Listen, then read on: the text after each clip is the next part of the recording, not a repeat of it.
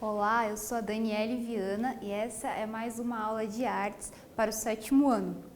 Antes eu quero lembrar vocês que esse conteúdo está presente na internet, no aplicativo e na televisão aberta. Então o tema de hoje é assemblagem. Contexto, materialidades, processos de criação e práticas. Então, nas aulas passadas eu conversei bastante sobre movimentos de vanguarda e eu falei que cada movimento tinha uma proposição artística, uma proposta nova a se trazer para se pensar e se fazer arte. No caso da assemblagem agora, ela não é um movimento, ela é mais um princípio de ação, um método de se fazer arte. E apesar dele estar bem presente nas diversas vanguardas, inclusive nas que a gente trabalhou, como o cubismo e dadaísmo, ela não se constitui como um movimento. Mas esse nome, assemblagem, acabou se definindo com o passar do tempo, porque teve gente que olhou para trás, viu algumas ações diferenciadas que apontaram novidades para se pensar a arte. Por que é importante falar de assemblagem? Porque no seu processo, nas formas com que esse método é colocado nas artes, ela faz uma quebra de valores. O que é isto? Existem valores tradicionais da arte e eles vão sendo quebrados. Então, arte pela arte é um valor mais tradicional relacionado à arte moderna. Por exemplo, o cubismo, o impressionismo, o expressionismo são movimentos muito baseados nessa ideia de arte pela arte e de autonomia. O que é isso? Então, teve um momento ali na história que os artistas eles resolveram se voltar muito para as materialidades da arte. Então, eles começaram a se preocupar bastante com as formas, com a composição, com as cores, com a maneira que o mundo era representado ali naquele trabalho de arte. Mas isso é uma autonomia porque a arte não tinha o dever de explicar o mundo à sua volta. Os artistas começaram a se fechar dentro da ideia de arte mesmo. O nosso tema, assim, nós como artistas, o nosso tema é a forma, é a composição, são as cores. Não importa tanto as questões políticas, da sociedade, a gente não vai falar disso, a gente vai falar do nosso material específico. Por isso, a ideia de autonomia. Isso a assemblagem vai quebrar. Outra questão é a autoria individual do artista. Quando eu falei para vocês sobre cubismo, eu já mostrei um pouco da colagem, que eles começaram ali a pegar elementos do ambiente externo, como pedaços de papelão, pedaços de jornais, retalhos de tecido, e inserir na obra de arte. Eles chamaram isso de colagem na época, mas eles não tinham essa preocupação ainda de se trabalhar o ambiente externo. Eles não estavam pensando em como esses materiais eles estavam se remetendo na obra de arte para o mundo externo, para a sociedade, a maneira como a gente usa esses objetos no nosso cotidiano. Eles estavam querendo utilizar na composição visual mesmo, com os recortes, trabalhando aquela ideia de geometrização. Já no dadaísmo, a gente falou em fotocolagem, que eles usaram, apesar de ser a mesma técnica, colagem, eles usavam de maneira bem diferenciada, recortando até imagens mesmo, representações da vida que tinham nas revistas publicitárias. E eles usaram a palavra fotocolagem para se aproximar mais de um modelo industrial, porque naquele momento eles estavam bem críticos à arte. Então, assim, quando esses processos, eles também são assemblagem. Só que vai se expandir mais com uma noção, nossa, os artistas vão pensar, nossa, o que a gente fez, o que isso aponta de novos caminhos para se pensar a arte, é com a palavra assemblagem. Então, quando o artista está retirando materiais do seu cotidiano para colocar na obra, materiais produzidos em fábrica, em série, será mesmo que ele é o único autor daquela obra? Será mesmo que tem essa questão do artista que desenvolveu toda uma técnica para trabalhar aquilo? Será que a sociedade também não tem uma presença muito importante naquela obra? Outra questão é a hierarquia dos materiais. A hierarquia dos materiais é o seguinte: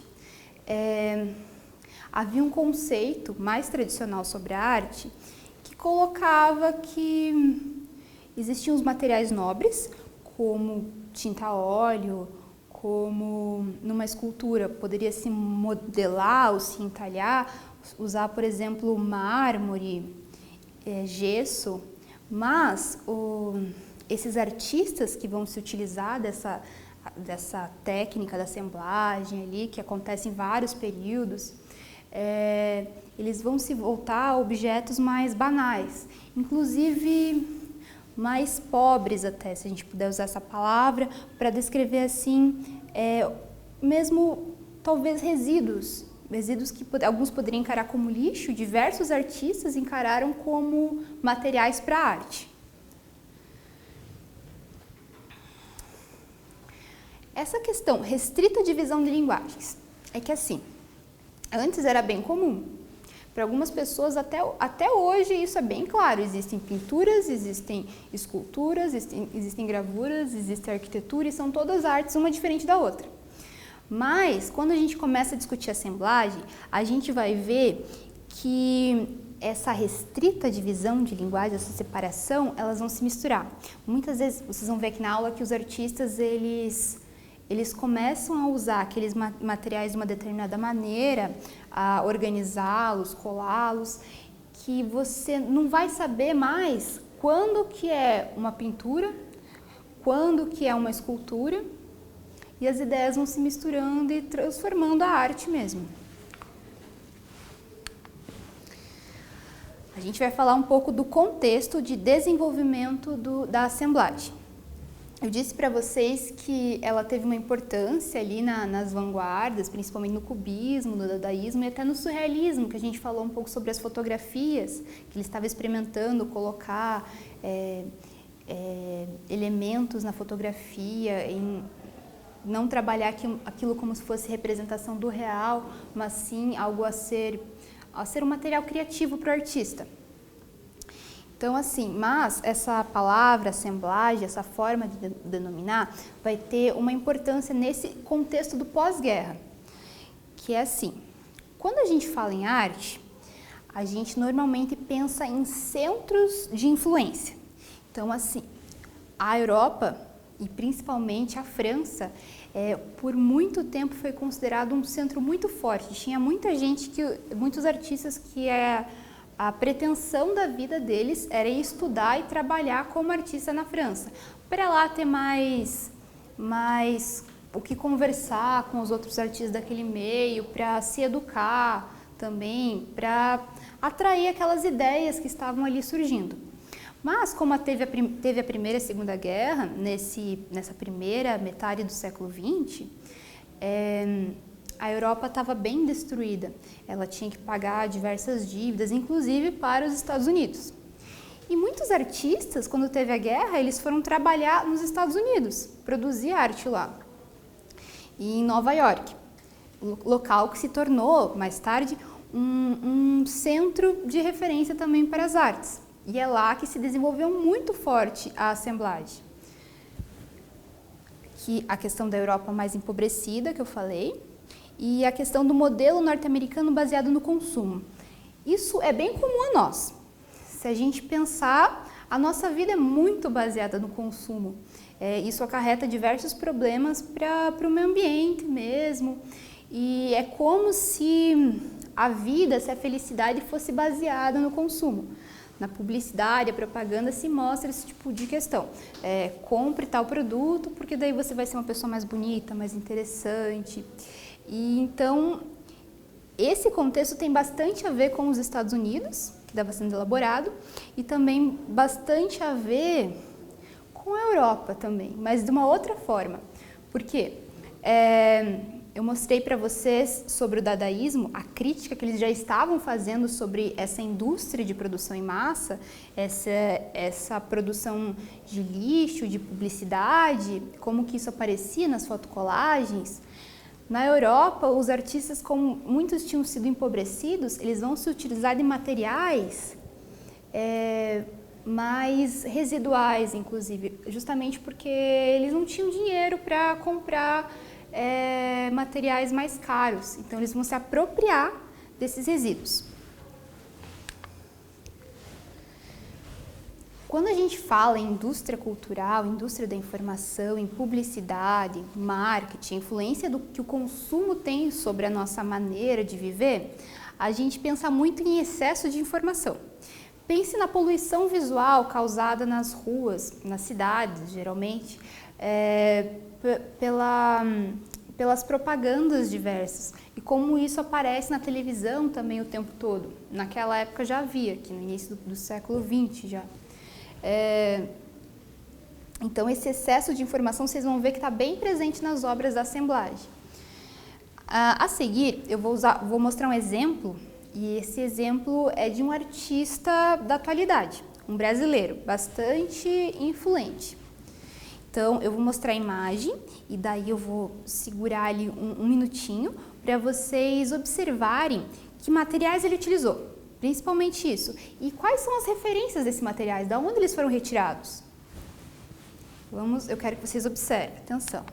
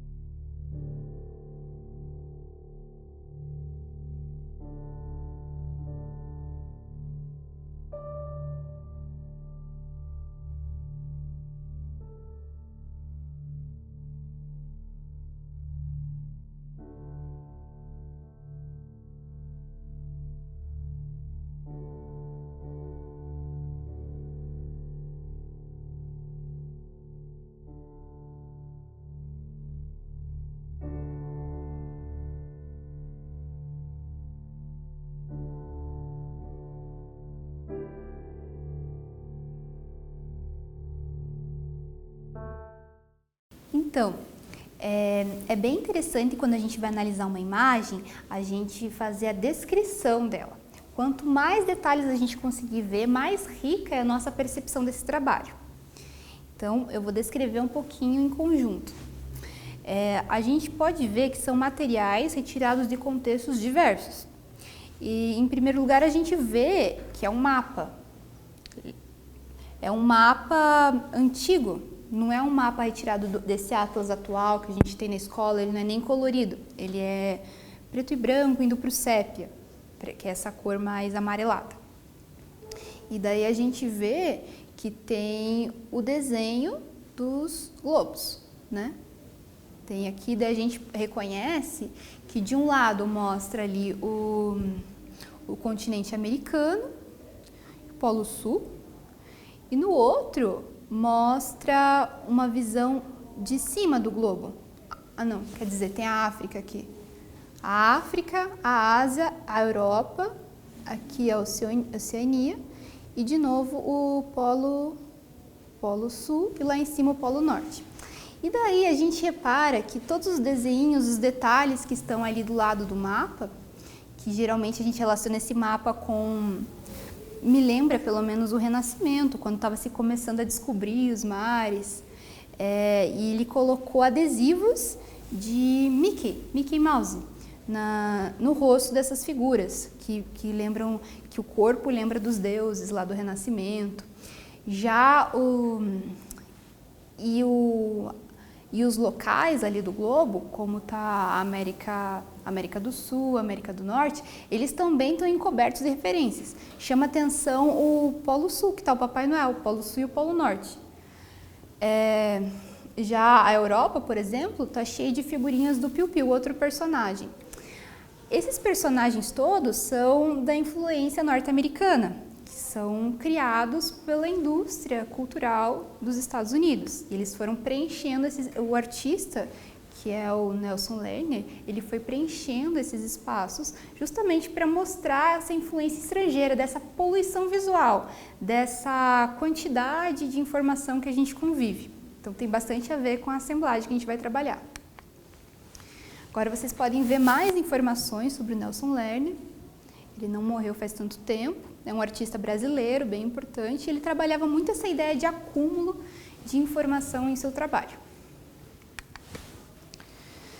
Agora eu vou começar a falar mais da assemblagem ali no período do metade do século XX, ali no pós-guerra, pós-Segunda Guerra Mundial.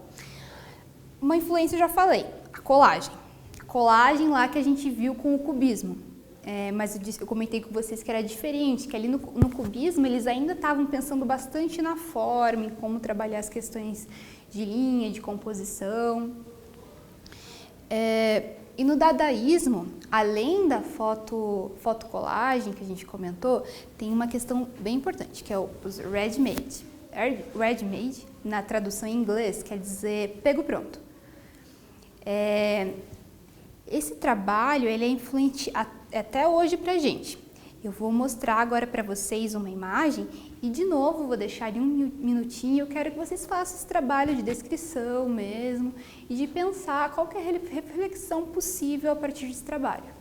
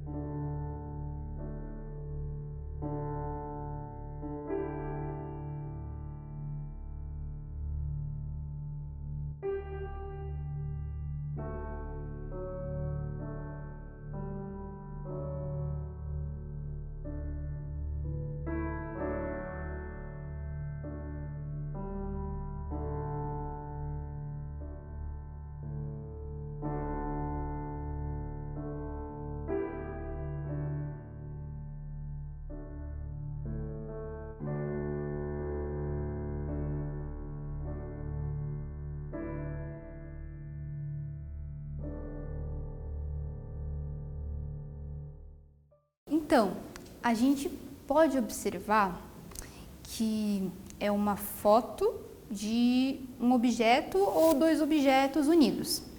É uma foto de fundo branco e a gente vê ali que tem um banco. E nesse banco está fixado uma roda de bicicleta. A gente vê que tem até certa... É uma fotografia, mas a gente percebe ali que a roda de bicicleta até tem uma certa mobilidade, como se alguém pudesse passar a mão e ela rodar. Bom, a gente percebe que o título também é roda de bicicleta, então ele não sugere nada a mais. Mas a gente pensa que esse banco, ele não serve para sentar. Essa roda de bicicleta, ela também não serve para rodar uma bicicleta. Os ready-made, eles são chamados de pego pronto, né, na tradução,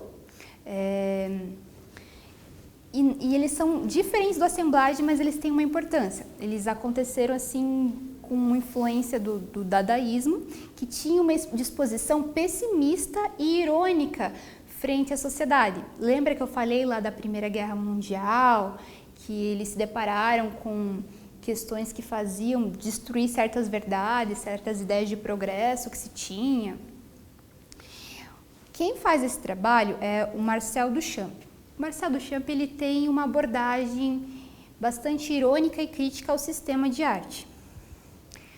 Lembram que no dadaísmo os artistas tinham uma crítica muito grande à sociedade de consumo mesmo? Eles tiravam sarro, faziam aquelas colagens para tirar sarro mesmo das pessoas e como elas tinham discursos falsos em relação à realidade. Enquanto estava havendo a guerra, estava se produzindo objetos para consumo para dizer que isso era felicidade.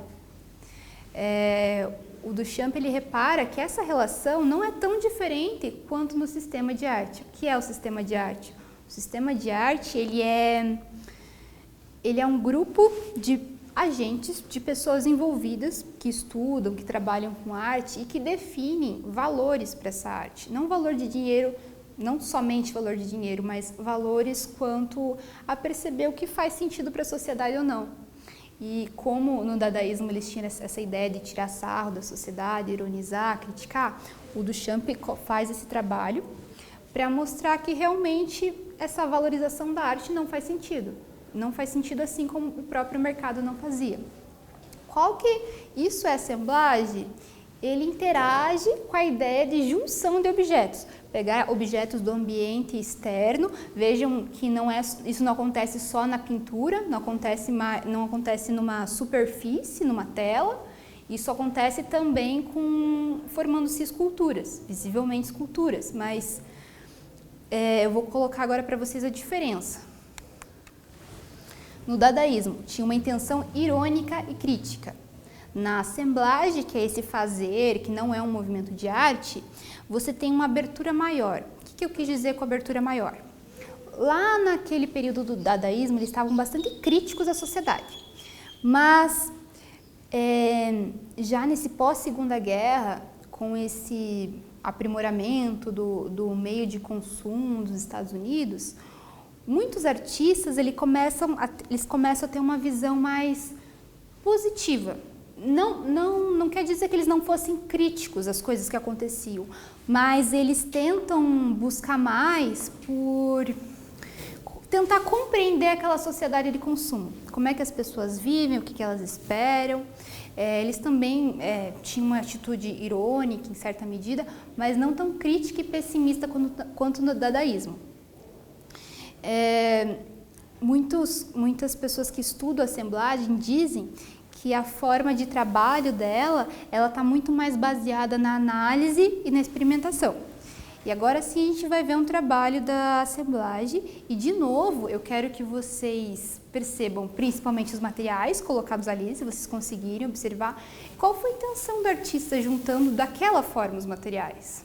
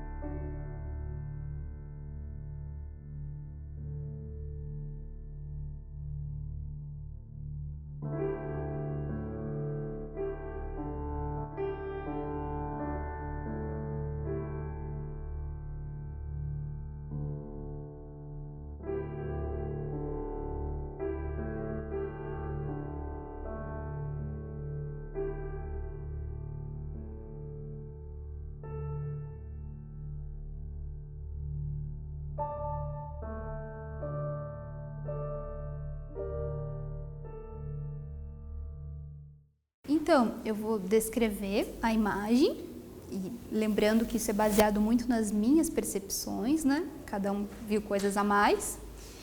Eu vejo que não é uma tela comum de pintura, ela é mais feita com a junção de materiais que parecem resíduos. Para mim lembra muito materiais retirados de uma construção, como tapumes. Eu vejo ali também que tem pedaços de papéis colados, não sei se foi o artista que colou, não sei se ele já retirou esses pedaços de madeira com esses papéis colados. Eu vejo ali também um pedaço de ferro pendurado.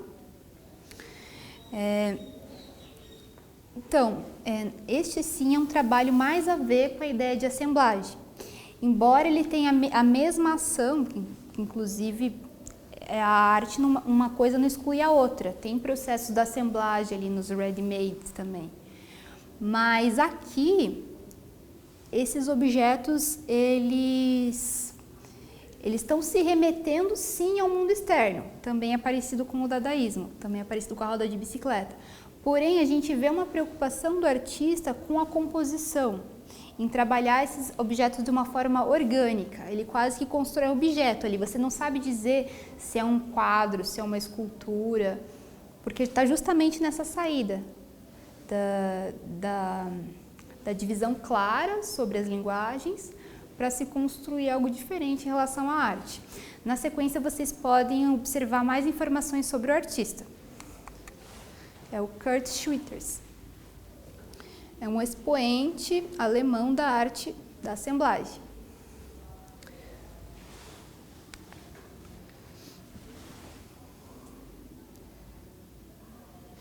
Então, é aquilo um pouco que eu já falei para vocês, observando o trabalho do Kurt Schwitters, né? Que é a ideia de construção substitui a noção do suporte. O que é o suporte? Era aquela ideia da tela, onde você vai colocar os elementos. Ele já constrói o próprio suporte. Ele constrói em madeira. Nesse processo, a assemblagem acaba questionando a ideia de linguagem, nessa divisão clara, e da superfície. Aqui eu vou dar um minutinho para que vocês observem essa imagem e, a partir do que a gente já discutiu, pensar se ela é uma escultura, se ela é uma pintura, que tipo de material é esse.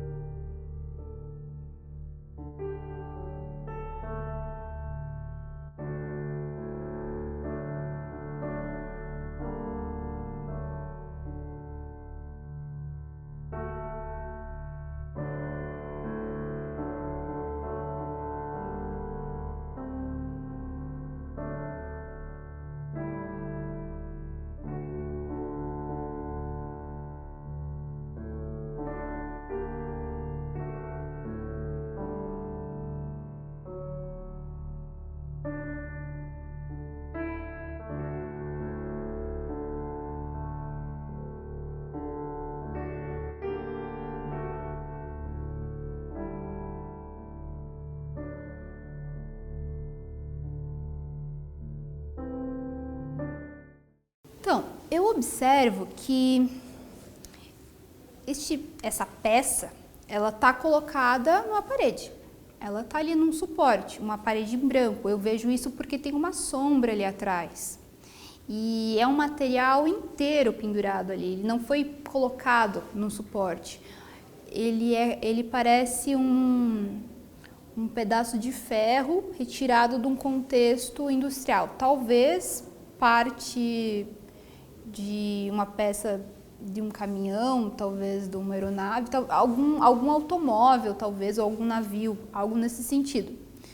Ele foi retirado, ele está bem deteriorado em relação ao que era, assim, não que a obra de arte esteja deteriorada, mas acho que foi essa a intenção do artista. Ele está dobrado, amassado. Então, a gente vê assim, o que aconteceu ali? Você não sabe muito bem dizer se é uma pintura ou se é uma escultura. Aí vai começar a se desenvolver a ideia de instalação, de objeto de arte. É um objeto retirado do contexto externo da arte. O artista, talvez ele tenha amassado esse ferro ali, talvez ele já tenha pego assim, talvez ele não tenha tido nenhuma interferência. Então, tem muita ligação com aquela dos ready-made, pego pronto. Embora seja muito a ver também com a assemblagem, que é você pensar a composição no espaço, e ele está se remetendo à indústria de consumo. Na sequência, vocês vão ver mais informações sobre o artista. O Rauschenberg, artista norte-americano. Então, ele foi bem importante ali na arte de Nova York, que eu comentei com vocês, que comentava até sobre o consumo, tentando interpretá-lo e não criticar de forma pessimista como no dadaísmo. Agora a gente vai apontar para mais algumas conclusões possíveis. Essa questão do olhar mais positivo e atento para a matéria do mundo, a assemblagem interessante que ela vai desenvolvendo nos artistas a atenção ao mundo externo. Não só as materialidades, mas isso também muito importante, essa atenção aos materiais, que tipo de material eu posso usar no meu trabalho para aquilo que eu quero expressar, mas a forma como eles observam a sociedade tem a ver com a escolha dos materiais. Então, aquela ideia que eu comentei lá no início da aula de arte pela arte, vai se desfazendo. Outra questão bem interessante da gente pensar é pensamento sobre o consumo, sobre o desgaste do planeta, a consciência sobre a desigualdade, a precariedade e o potencial destrutivo humano. Aquela questão do início da aula de arte pela arte, autonomia, só se preocupar com as tintas, as composições, as formas, ela foi decaindo, porque os artistas passaram a pensar sobre o consumo, sobre materiais que eles estavam utilizando. Olha só, desde daquele período já se pensava sobre o desgaste do planeta, então trabalhar com resíduos que os outros têm como lixo era muito importante para os artistas, porque eles estavam refletindo sobre esse consumo exagerado, sobre essa questão da consciência de desigualdade, por que uns têm tanto e outros têm tão pouco. Antes da gente ir para o nosso quiz, eu vou fazer um breve resumo do que a gente viu. Então, a gente conversou sobre a assemblagem, eu comentei que ela não é um movimento artístico, e sim uma ação diferenciada, mas que ela esteve presente em vários momentos. A gente viu alguns artistas, inclusive um era contemporâneo. Eu falei para vocês que a assemblagem ela se direciona de uma forma diferente a esse mundo externo, de uma forma mais positiva, diferente do dadaísmo. E agora, acho que a gente pode ir para a nossa primeira questão do quiz. O que foi a assemblagem? A. Um movimento artístico? B. Uma das vanguardas modernas? C. Um método e um princípio de ação artística? D. O método de apenas um artista? Pense um pouquinho para responder.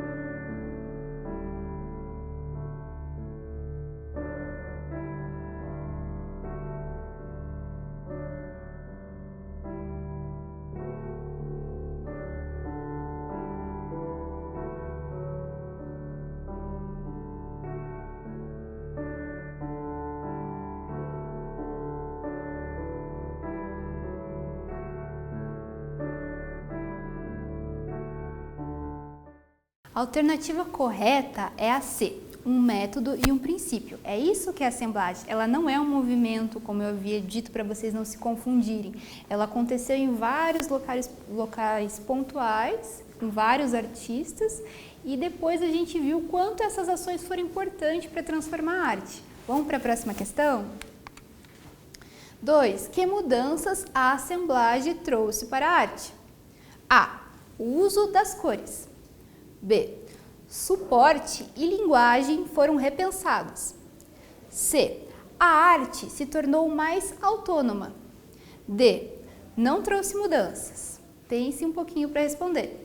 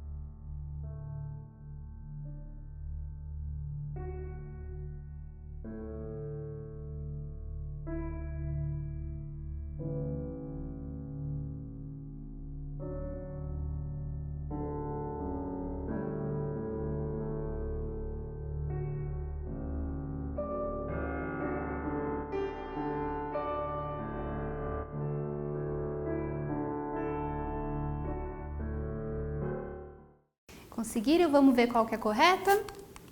Então, a mudança proporcionada pela assemblagem foi a B.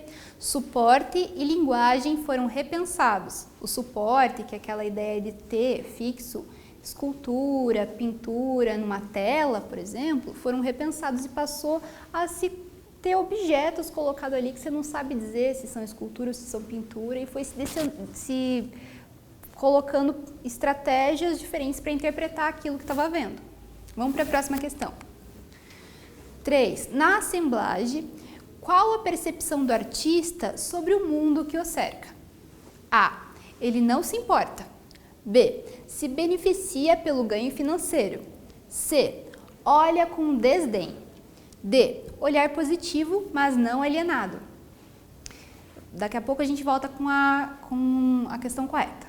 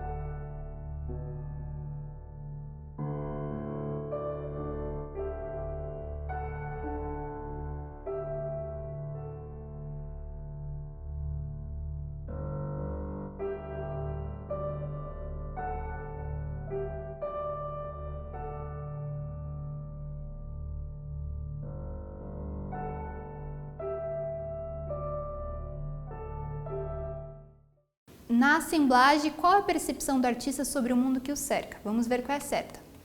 A alternativa correta é a D, um olhar positivo, mas não alienado. Eles passaram a querer interpretar mais do que apenas criticar esse mundo externo, esse mundo consumista que estava vendo. E não alienado quer dizer que eles não queriam só aproveitá-lo, mas eles queriam compreender, ter um olhar mais crítico, se posicionar. Vamos para agora os testes. 1. Em que locais a assemblagem se desenvolveu? A. Foi restrito à Europa. B. Em diversos locais, mas principalmente na Europa e nos Estados Unidos. Daqui a pouco eu volto com a resposta.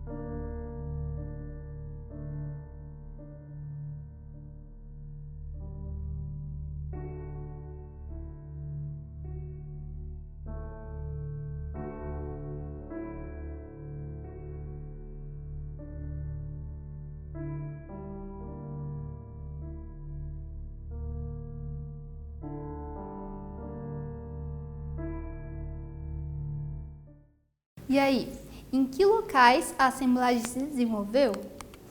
A alternativa correta é a B, em diversos locais, mas principalmente na Europa e nos Estados Unidos. Daí lembra que eu falei a diferença do pós-guerra lá na Europa e nos Estados Unidos estava super desenvolvido quanto à questão de consumo?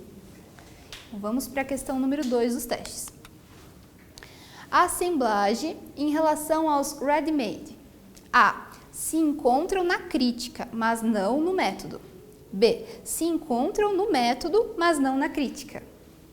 Vou esperar um pouquinho para vocês resolverem.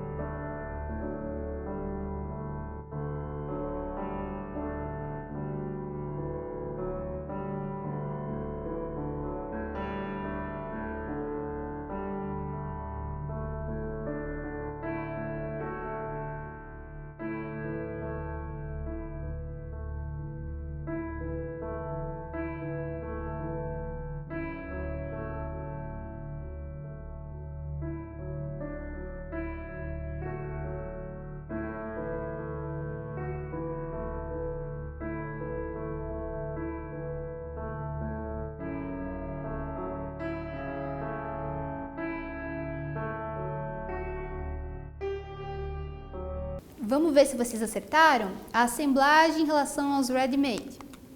A alternativa correta é a B. Eles se encontram em método, mas não na crítica. O método se refere a você unir materiais diferentes e que estão num cotidiano, a princípio, alheio à arte. Mas a crítica deles é muito diferente, porque na assemblagem se olha de uma forma mais positiva. Vamos para a última questão dos testes. O que os resíduos gerados pelo consumo são para a assemblagem? A. Matéria-prima. B. Um incômodo. Vamos ver se vocês acertaram na sequência.